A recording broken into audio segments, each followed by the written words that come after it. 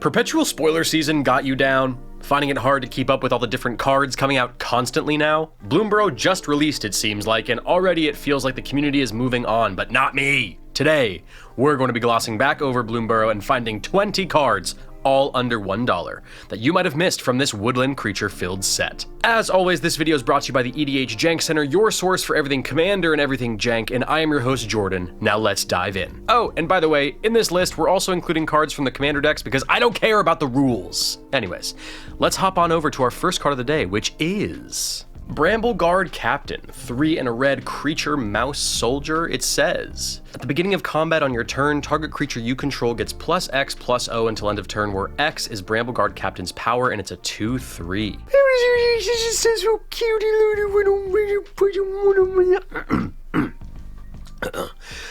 Sorry about that, but yeah, the design for the set just goes so absolutely hard, dude. I am a huge fan of Jacques? The Redwall series, and this just takes me back to my childhood, man. Anyways, this captain here is a great little addition to budget beatdown builds out there. As this guy gets more and more jacked, we can give the gift of jackedness to another creature on the board. This ability synergizes really well with go tall type stuff like Halana and Alina Partners or Minsc and Boo Timeless Heroes. Jacked hamsters could be the move, dude. Alright, moving on to Echoing Assault. 4 and a red enchantment. This is from the Commander Precons. It says, creature tokens you control have menace, and whenever you attack a player, choose target non-token creature that's attacking that player. Create a token that's a copy of that creature, except it's a 1/1. The token enters tapped and attacking that player, sacrifice it at the beginning of the next end step. So I promise this list is not all about Minsc and Boo builds, but this is another welcome addition to something like that where you have giant creature tokens you potentially want to swing in for damage. Why not make them harder to block? In addition to that, we've also got this sweet second ability that allows us to make a token of any non-token attacking creature for each player we attack. It's like Myriad, but not. I actually don't know why they didn't just say Myriad, but hey, this makes for some very fun ETB shenanigans and pairs super well with group slug strategies. My Delina deck could actually make some clever use of this, and I'm going to buy that right now. And we are going to move on to Essence Channeler. It's a 1 and a white creature bat cleric. It says, as long as you've lost life this turn, Essence Channeler has flying and vigilance, and whenever you gain life, put a +1/+1 counter on Essence Channeler. And when Essence Channeler dies, put its counters on target creature you control, and it's a 2/1. A friend of mine just dropped this down in a game a few weeks ago, and man, it put in work. A 2/1 for 2 is great as a baseline, and if you have the ability to pay life, like in an Orzhov build, there are plenty of ways to meet that first clause. Then, as we gain life, our now flying vigilant beater will only get bigger and bigger and become even more menacing. And once it reaches its peak threateningness and gets sniped, we can just move those counters over to another creature we control and it'll be like it never left. Also, bats are cool. Now let's mosey on over to Coruscation Mage. That's a vocab word. It's a 1 and a red creature otter wizard with offspring 2. You may pay an additional 2 as you cast this spell. If you do, when this creature enters, create a 1/1 token copy of it. And whenever you cast a non-creature spell, this creature deals 1 damage to each opponent, and it's a 2/2. Otters are my absolute favorite animal, and ironically enough, I am not really a fan of spell slinging as a strategy, so I don't really feel pulled to many of the otter cards in terms of mechanics, but this was the exception. Offspring is a new ability that allows us to pay extra mana to make a token copy of whatever we're casting, but instead of a normal copy, the copy enters as a 1/1. For an ability like this, where we very clearly want to gun down our opponents as fast as possible, having 2 out is always better than 1. Oh, and you can always populate these tokens too, but yeah, pretty simple. Group slug is dope.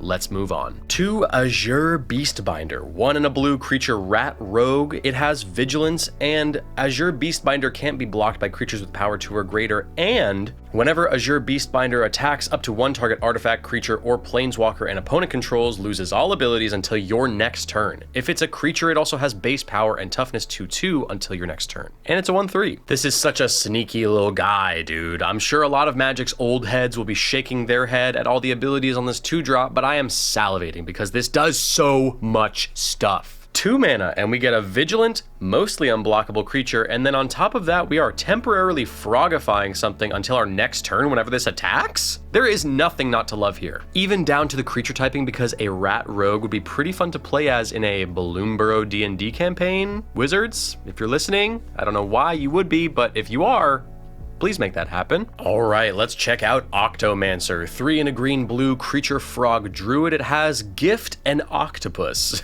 You may promise an opponent a gift as you cast this spell. If you do, when it enters, they create an 8/8 blue octopus creature token. And it has, at the beginning of each end step, create a token that's a copy of target creature token that entered the battlefield this turn, and it's a 3/3. I love the design of this card, dude, and this set overall. It's pretty cool. Anyways, this is a really awesome ability, especially if we're making tokens. And hey, be mindful of the fact that this card can also make copies of tokens that enter on our opponent's side of the field. I also really dig that we get to gift an 8/8 token to our opponents, which could be seen as a downside for sure. But honestly, we will also get an 8/8 at the end of our turn because of the ability to help protect against the 8/8 we just gave out. So that's pretty cool, just like this little cutie pie. Now let's move on to an adjacent cutie pie, Darkstar Augur, 2 and a black creature bat warlock. It says, Offspring for 1 black. You may pay an additional 1 black mana as you cast this spell. If you do, when this creature enters, create a 1/1 token copy of it. It has flying, and at the beginning of your upkeep, reveal the top card of your library and put that card into your hand. You lose life equal to its mana value, and it's a 2/3. A cheeky little variant of Phyrexian Arena here, folks, but it's in the form of a bat, not a stadium where people get murdered.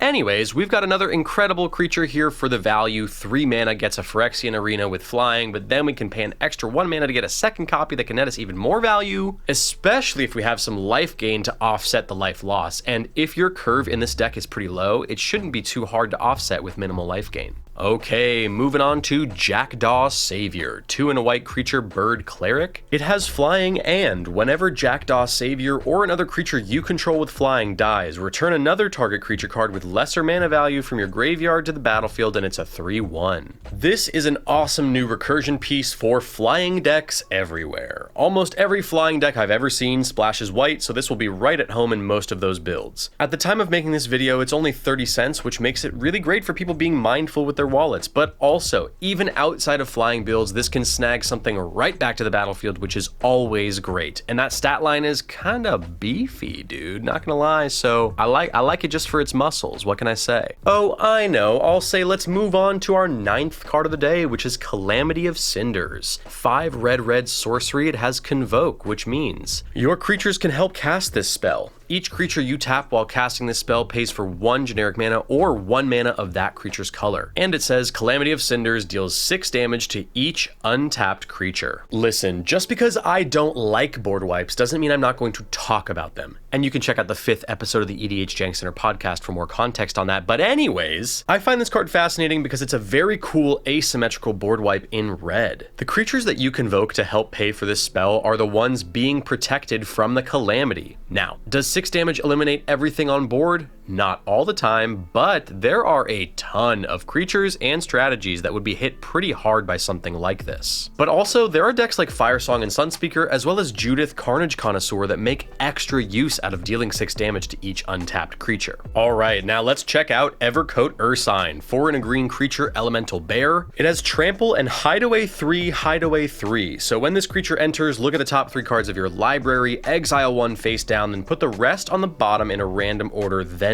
do it all over again. And it has, whenever Evercoat Ursine deals combat damage to a player, if there are cards exiled with it, you may play one of them without paying its mana cost, and it's a 6/5. Okay, so this thing entering the battlefield snags us 2 cards out of 6 total to be able to play for free later, which is pretty dope. Like apparently all creatures in this set, this guy is jacked, and also has Trample, making it easier for us to swing and snag those cards off the trigger from combat damage. We could also make tokens of this somehow and get several more hideaway triggers. In other words, an army of bears that lets us cast stuff for free. I mean, no wonder he's chilling so hard, dude. He knows he's the man. All right, let's leave this little guy be and let's move on to Peerless Recycling. 1 in a green instant. It has gift a card. You may promise an opponent a gift as you cast this spell. If you do, they draw a card before its other effects. And it says, return target permanent card from your graveyard to your hand. If the gift was promised, instead return 2 target permanent cards from your graveyard to your hand. The gift mechanic is honestly one of my favorite abilities we've gotten alongside a new set in quite some time. The benefits of giving your opponent a gift are always sick. And like, okay, yeah, maybe sometimes it's not smart to give an opponent a card, but 1, if it advances my board state, I'm gonna do it.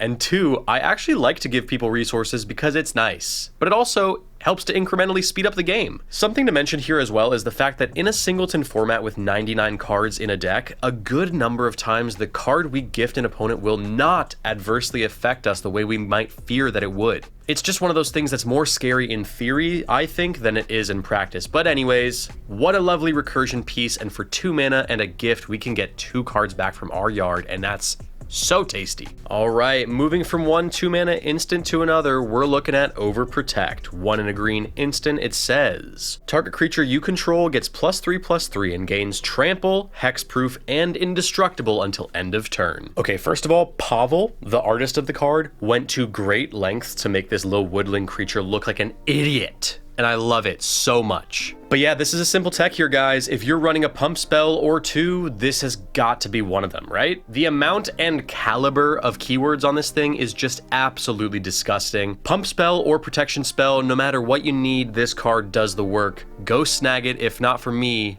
but for Blore. Okay, moving on to Parting Gust. 2 white mana instant. It says, gift a tapped fish. You may promise an opponent a gift as you cast this spell. If you do, they create a tapped 1/1 blue fish creature token before its other effects. And then it says, exile target non-token creature. If the gift wasn't promised, return that creature to the battlefield under its owner's control with a +1/+1 counter on it at the beginning of the next end step. Reading this card, I'm just like, yeah, I'm always gonna gift a tapped fish. Like, 2 mana exile a creature is pretty dope. I know it specifies non-token and that Swords to Plowshares and Path to Exile exist, but listen, we highlight underloved and underutilized cards here at the Jank Center, so this is what we're all about. I can guarantee that budget builders or people looking for unique deck selections will be gravitating towards this card. I know for me, it will serve as a lovely backup to Swords to Plowshares in a lot of my white decks. Alright, let's move on to Lilysplash Mentor. 2 in a green-blue creature frog druid with reach. And you can pay 1 in a green-blue, exile another target creature you control, then return it to the battlefield under its owner's control with a +1/+1 counter on it. Activate only as a sorcery, and it's a 4/4. So forgive me if I'm wrong, but blinking in Simic is not necessarily a popular notion, right? Either way, a 4/4 with reach that can blink stuff with ridiculous ETBs is just great bang for our buck. And there are plenty of juicy targets in blue to make up for the fact that you can only do it at sorcery speed. And also look at him, he's so cute. Alright, let's get a move on to Rolling Hamsphere. 7 colorless mana, artifact, vehicle. With Rolling Hamsphere gets +1/+1 for each hamster you control. Whenever Rolling Hamsphere attacks, create 3 1/1 red hamster creature tokens, then it deals X damage to any target where X is the number of hamsters you control and the crew cost is 3 and it's a 4/4. For anyone who knows me, I just love meta, self-referential, funny humor, so this is such a fun and cheeky take on Mere Battlesphere that I had to include it. Magic can borderline on the ridiculous sometimes, and this card does that design just right. A notable difference between the 2 cards though is that this card is a vehicle, which is a fun take in my opinion. Is Hamster Kindred about to be the next big thing? I think so. Comment down below if that's the deck you think I should build next on the channel. Anyway, this thing only gets bigger and bigger and can dish out some extra damage as well. Nothing not to love here. Now let's check out Festival of Embers. 4 in a red enchantment. It says, during your turn you may cast instant and sorcery spells from your graveyard by paying 1 life in addition to their other costs. And if a card or token would be put into your graveyard from anywhere, exile it instead and you can pay 1 1 and a red to sacrifice Festival of Embers. So this feels like a very distant cousin of Underworld Breach. In spell slangin' builds, this can make for some explosive turns if you are casting cards again from the graveyard. And then once you're done and don't want to get hit with any of that second clause's downsides, you can sack it to itself and get it off your board. I don't know that you ever would though, because in my mind, you are only playing this if you can close the game out by casting it. Otherwise, there probably are some better things to play besides it, but still, a great finisher. And now let's mosey on over to Coiling Rebirth. 3 black sorcery. It says, gift a card. You may promise an opponent a gift as you cast a spell. If you do, they draw a card before its other effects. You've heard me say this a bunch of times before, but it says, return target creature card from your graveyard to the battlefield. Then, if the gift was promised and that creature isn't legendary, create a token that's a copy of that creature, except it's a 1/1. This has got to be one of my favorite cards in this list, man. This thing absolutely smacks. It's in the genre of cards that include Zombify and Blood for Bones, so a 4 to 5 mana sorcery that returns something directly to the battlefield in black. But what I love about this is that copy ability, which we can get if we gift an opponent a card, which we will always do. Insane ETB effects get doubled up now that we have a token copy in play in addition to the original coming back. Then you can make copies of that token with Populate or other means, and just, yeah dude, this is great. Alright, moving on to Moonstone Eulogist. 3 black creature bat warlock with flying, and whenever a creature an opponent controls dies, you create a blood token, which is an artifact with, you can pay 1 and tap, discard a card, sacrifice this artifact, draw a card, and it says, whenever you sacrifice an artifact, put a +1/+1 counter on Moonstone Eulogist and you gain 1 life, and it's a 4/4. Okay, so I wrote in the script here, another bussin' bat. I don't know how I feel about that, but I do know how I feel about this card, which is good.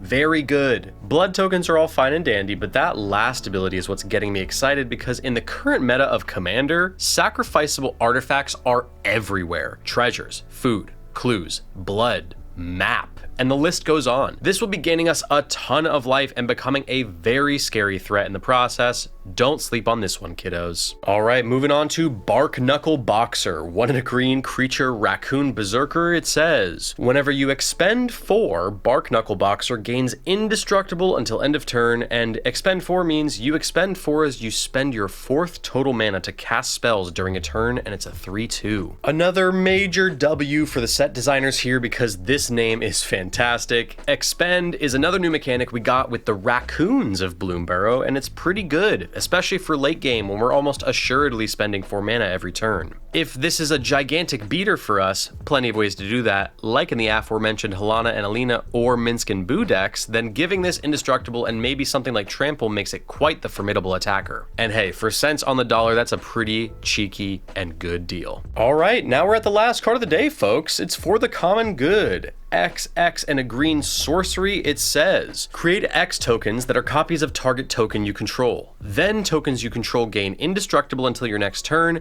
You gain 1 life for each token you control. Token builders, me included, are salivating right now. The tech is simple. We can make tokens of our tokens, protect our tokens, and then gain life for our tokens. All in one card? Yeah. I'm sold. I'll take 10,000. And just like that, we are at the end of this week's video, guys. What set should I review next? What cards are your favorite from Bloomburrow? Did I miss anything? I'm always down there in the comments with you guys, so come on down and have a chat with me. And hey, listen, if you'd like to get extra entries in our monthly Discord giveaways, win prizes in our monthly deck building contests, and play spell table games with me and my co-host Cress every month, check out our Patreon at the description below. We've got lots of awesome ways to support. And if you want to snag a Pyramid Designs playmat through our affiliate link, check that out in the description below. If you use our link, you get 30% off your purchase. And for those who may not have the funds but still want to be part of the community, you can always hop in our Discord completely for free and join our wonderful community of jank lovers. Another free way to support us is by liking and subscribing to the channel, following us on Instagram, TikTok, and Twitter at EDH Jank Center. All right, guys, I'm out, and I will see you on the next video.